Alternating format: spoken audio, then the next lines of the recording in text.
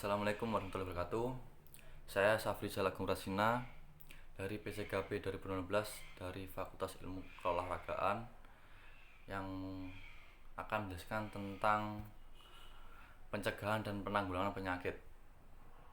Yang pertama, saya akan menjelaskan sumber penyakit menular pada manusia seperti serangga, contohnya nyamuk dan lalat. Nyamuk itu penyakitnya seperti malaria itu dan DBD, demam berdarah. Dan yang lalat itu seperti tifus bisa aja. Dan yang kedua cacing itu disebabkan 3 cacing seperti cacing pita, cacing gelang, dan cacing kremi.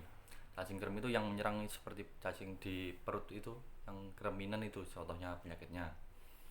Dan protozoa adalah seperti jamur, seperti kayak gitu, se kingdom sama jamur.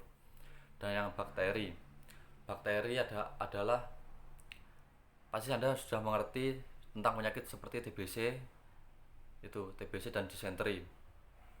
Terus bakteri, virus itu seperti penyakit virus corona itu, nanti dijelaskan seperti apa virus corona itu. Dan yang terakhir jamur itu seperti penyakit yang disebabkan jamur itu seperti panu, kadas, itu penyakit kulit. Dan selanjutnya penyakit yang menular pada manusia umumnya. Nah, ini nanti corona dijelaskan. Malaria gejalanya seperti menggigil, demam, berkeringat. Malaria ini disebabkan oleh nyamuk. Itu. Kalau malaria ini paling parah itu bisa membuat manusia meninggal. Tuh. Yang kedua toxoplasmosis. Toxoplasmosis ini yang disebabkan oleh kucing, kotoran kucing.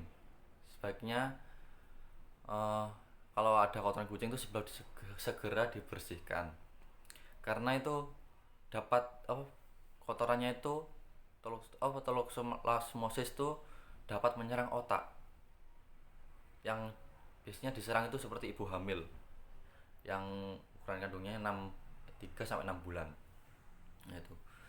Terus toxoplasmosis ini gejalanya seperti otot, demam, sama sakit kepala. Soalnya serang itu otak gitu. Terus kolera gejala pertama diare dan sakit nyeram di perut gitu. Terus demam tifoid atau tifus ini sudah dijelaskan sama teman-teman, yang disebabkan oleh bakteri salmonella. Terus yang kelima difteri gejala yang disebabkan oleh gejalanya adalah sakit tenggorokan, demam, pembengkakan kelenjar getah bening, dan demam.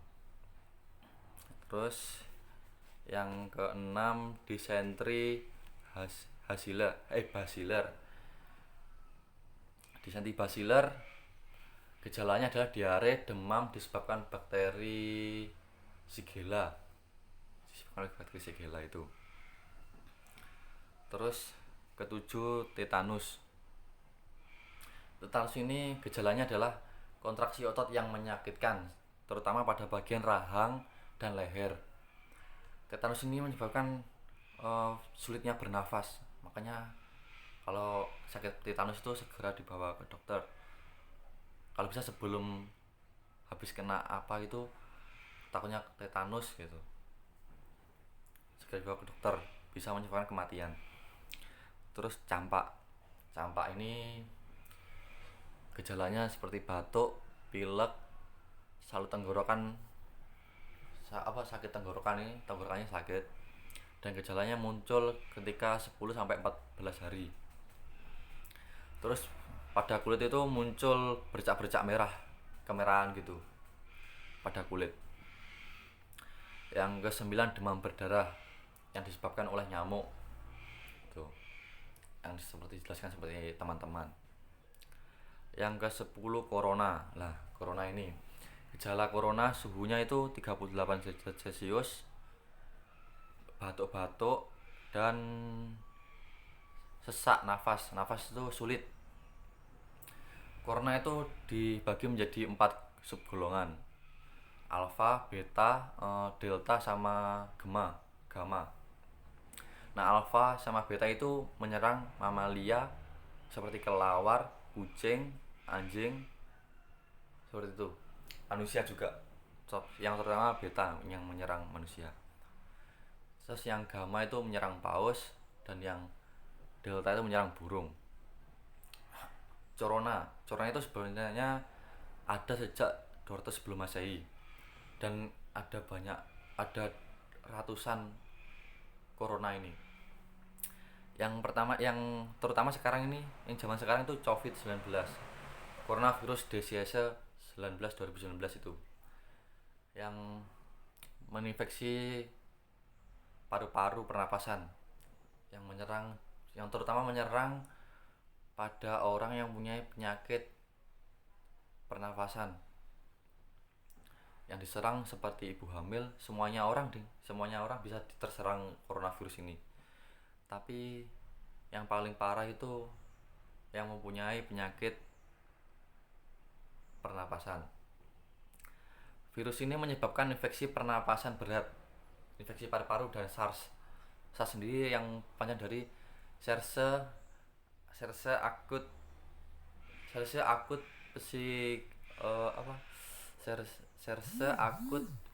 psikatory syndrome, yang buat gangguan pernapasan itu.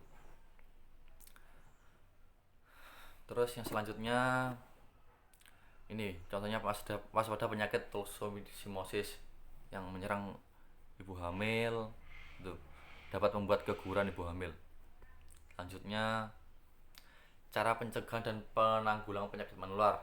Yang pertama, mempertinggi nilai kesehatan, ditempuh dengan cara usaha kesehatan atau higienis perorangan dan usaha kesehatan lingkungan.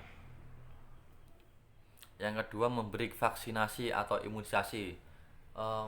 Kan mulai dari dulu SD sampai SMA itu kan dikasih imunisasi atau vaksinisasi, ya, seperti itu pencegahannya dan penanggulangannya. Kecuali yang corona ini belum ditemukan vaksinnya. Yang ketiga, pemeriksaan kesehatan berkala merupakan upaya mencegah munculnya atau menyebarnya suatu penyakit sehingga munculnya wabah dapat dideteksi sedini mungkin. Jadi pencegahan dan penanggulangan ini sebaiknya ditanggulangi sebelum terkena penyakitnya, yang seperti dilakukan vaksinisasi dulu waktu SD sampai SMA. Yang kecuali corona, tetap corona ini soalnya masih baru 2019 yang menyerang manusia.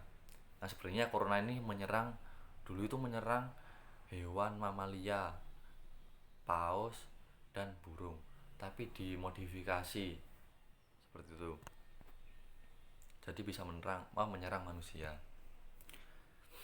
Terus gaya hidup sehat merupakan cara yang terpenting untuk menyegah penyakit. Yang pertama, udara bersih, paru-paru pun sehat. Banyak minum air putih, itu jelas banyak minum air putih dapat menurunkan virus-virus yang ada di dalam tubuh, menetralkan seperti itu. Dan mengkonsumsi menu bergizi dan seimbang. Nah, ini penting. Makanlah yang bergizi, yang mengandung vitamin A, B, C, D, E dan K, A, B, C, D, E, K, dan mengandung karbohidrat, lemak, protein, ya seperti itulah. Seimbangkan antara kerja dan olahraga. Yang terpenting istirahat itu. Olahraga itu penting buat kesehatan kita. Dan kerja itu juga penting, tapi juga dibatasi dengan istirahat yang cukup. Yang kelima, kontrol kerja otak. Nah, ini juga penting. Yang keenam, jalani hidup secara harmonis. Ini mempengaruhi psikomotorik sama yang seperti itu loh, soalnya dapat mengesyokkan, mempengaruhi mempengaruhi apa mental tuh. Yang ketujuh, gunakan suplemen gizi. Ini termasuk nanti yang ke contoh keempat, sangat penting ini. Kesimpulannya adalah penyakit adalah suatu hal yang dapat mengganggu aktivitas kehidupan manusia, di mana penyakit-penyakit itu sangat banyak dan bermacam-macam sehingga perlu adanya suatu pencegahan dan penanggulangan penyakit agar kondisi manusia tetap sesuai dengan kondisi yang diharapkan, yaitu sehat. Dan kesehatan adalah suatu harta yang sangat berharga untuk hidup manusia, karena dengan tubuh yang sehat manusia dapat melakukan aktivitas kehidupan secara normal dan maksimal. Manusia harus melakukan pola hidup bersih dan sehat agar terhindar dari segala macam bentuk penyakit, karena mencegah lebih baik daripada mengobati. Nah, seperti itu. Sekian presentasi dari saya. Wassalamualaikum warahmatullahi wabarakatuh.